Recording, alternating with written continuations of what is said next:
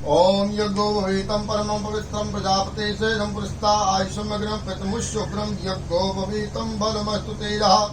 ओम यज्ञोपवीतं परमं पवित्रं प्रजापते सेदं पुरस्ता आयुष्यमग्नं पितमुष्युभ्रं यज्ञोपवीतं बलमस्तु तेजः।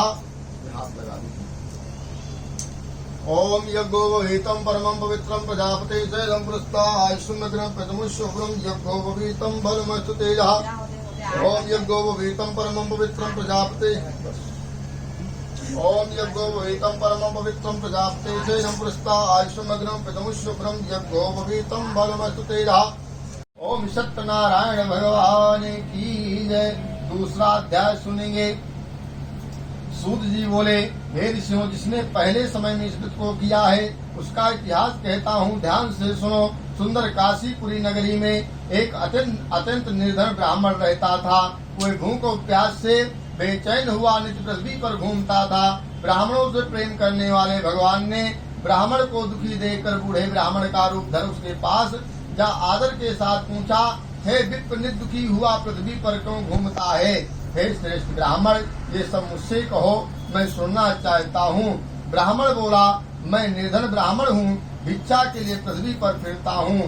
हे भगवान, यदि आप इसका उपाय जानते हो तो कृपा करके कहो। वृद्ध ब्राह्मण बोला कि सत्यनारायण भगवान मनवांचित फल देने वाले हैं, इसलिए हे ब्राह्मण, तू उनका पूजन कर, जिसके करने से मनुष्य सब दुखों से मुक्त होता है। ब्राह्मण को व्रत का सारा विधान बतलाकर बूढ़े ब्राह्मण का रूप धारण करने वाले सत्यनारायण भगवान अंतर्धान हो गए। जिस व्रत को वृद्ध ब्राह्मण ने बतलाया है, मैं उसको करूँगा। ये निश्चय करने पर उसे रात में नींद भी नहीं आई। वह सवेरे उठ सत्यनारायण के व्रत का निश्चय कर भिक्षा के लिए चला। उस दिन उसको भिक्षा में बहुत सा धन मिला, जिससे बंधु बांधवों के साथ उसने सत्यनारायण का व्रत किया। इसके करने से वह ब्राह्मण सब दुखों से छूटकर अनेक प्रकार की संपत्तियों से युक्त हुआ। उस समय से वह ब्राह्मण हर मास व्रत करने लगा। इस तरह सत्यनारायण भगवान के व्रत को जो करेगा वह मनुष्य सब दुखों से छूट जाएगा। इस तरह नारद जी से नारायण का कहा हुआ ये व्रत मैंने तुमसे कहा। हे विप्रों, मैं अब और क्या कहूँ? इस बोले, हे मुनीश्वर, संसार में इस ब्राह्मण से सुनकर किस किस ने इस व्रत को किया, हम वे सब सुनना चाहते हैं। इसके लिए हमारे मन में श्रद्धा है। सूत जी बोले, हे मुनियों, जिसने इस व्रत को किया है वे सब सुनो। एक समय एक ब्राह्मण धन और ऐश्वर्य के अनुसार बंधु बांधवों के साथ व्रत करने को तैयार हुआ। उसी समय एक लकड़ी बेचने वाला बूढ़ा आदमी आया और बाहर लकड़ियों को रखकर ब्राह्मण के मकान में गया। प्यास से दुखी लकड़हारा उनको व्रत करते देखकर ब्राह्मण को नमस्कार कर कहने लगा कि आप ये क्या कर रहे हैं? इसके करने से क्या फल मिलता है? कृपा करके मुझसे कहो। ब्राह्मण ने कहा, सब मनोकामनाओं को पूरा करने वाला सत्यनारायण भगवान का व्रत है।